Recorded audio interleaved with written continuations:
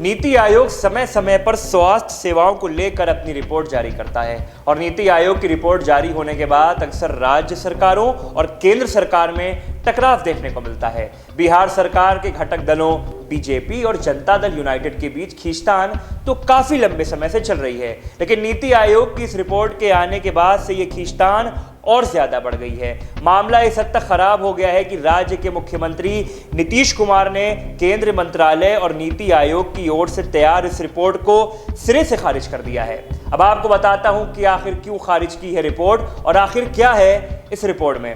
दरअसल बिहार सरकार के गुस्से की वजह यह है कि इस रिपोर्ट में स्वास्थ्य सेवाओं को लेकर बिहार की कड़ी आलोचना की गई है और कहा गया है कि बिहार में 1 लाख लोगों पर सिर्फ 6 बेड ही उपलब्ध हैं। अगर अन्य राज्यों की तुलना में आपको बताऊं तो ये पूरे देश में सबसे कम बिस्तरों का अनुपात है। अगर बात करें सर्वाधिक अनुपात वाले राज्य की तो सबसे अधिक बेड पौंडीचेरी में है, जहां 1 लाख लोगों पर 222 बिस्तर हैं। केंद्र स्वास्थ्य विभाग, नीति आयोग और विश्व स्वास्थ्य संगठन, जिसको हम WHO कहते हैं, तीनों ने मिलकर देश के 770 जिला अस्पतालों के अध्ययन करने के बाद इस रिपोर्ट को तैयार किया है और इसी रिपोर्ट में बिहार के 36 जिला अस्पतालों को शामिल किया गया है। अगर मैं इस रिपोर्ट का हवाला देते हुए सिर्फ बिहार राज्य की स्वास्थ्य सेवाओं का आंकलन करूं तो बिहार का हाल इतना बुरा है कि सिर्फ 3 अस्पताल डॉक्टरों की उपलब्धता के मानक को पूरा करते हैं, तो वहीं सिर्फ 6 अस्पताल नर्सों के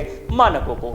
इस रिपोर्ट के सार्वजनिक होने के बाद से पूरे देश में राजनीति तेज होने लगी है और समस्त विपक्ष के नेता इस रिपोर्ट को आधार बनाकर नीतीश सरकार को घेरने का काम कर रहे हैं। अब आइए बताता हूं आपको कि नेताओं की ओर से क्या किए गए हैं एक दूसरे के ऊपर हमले। बिहार में नेता विपक्ष पूर्व मुख्यमंत्री और लालू के लाल तेजस्वी यादव ने ट्वीट करते हुए बिहार सरकार की आलोचना की है। तेजस्वी ने ट्वीट करते हुए कहा है, बिहार के मुख्यमंत्री को 16 साल के अथक परिश्रम कर राज्य को नीचे से नंबर 1 का राज्य बनाने पर बधाई। बिहार को 40 में से 39 लोकसभा सदस्यों और डबल इंजन की सरकार से बहुत फायदा मिल रहा है।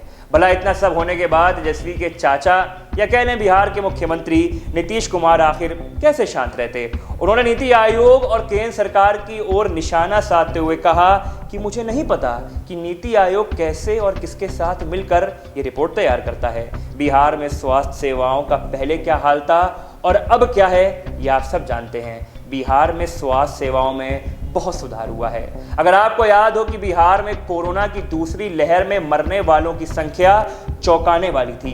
दूसरी लहर के दौरान करीब 75,000 लोगों की मौतें कैसे हुई, इसका कोई अंदाजा नहीं है। अगर मैं बिहार सरकार के आंकड़ों की बात करूं तो इस साल जनवरी से मई के बीच कोरोना से करीब 7700 मौतें हुई हैं, जिसका मतलब साफ है कि जनवरी मई के दौरान पिछले साल से तुलना करने पर इस साल करीब 75,000 मौतें ज्यादा हैं। ये रिपोर्ट इस संदर्भ में और ज्यादा चौंकाने वाली है क्योंकि कोरोना से मौत के आंकड़े कम दर्ज किए जाने की शिकायतें आ रही हैं। ऐसी शिकायतें देश भर के कई राज्यों से आई हैं। बिहार में भी पहली ऐसी रिपोर्ट आई थी और पटना हाई कोर्ट ने इस मामले में संज्ञान लिया था और बाद में बिहार सरकार ने इस रिपोर्ट के आंकड़ों को संशोधित किया था। खैर, नीति आयोग की रिपोर्ट चौंकाने वाली नहीं है, पर बिहार सरकार ना इसे मानने को तैयार है, ना इससे किसी प्रकार की शिक्षा लेने को।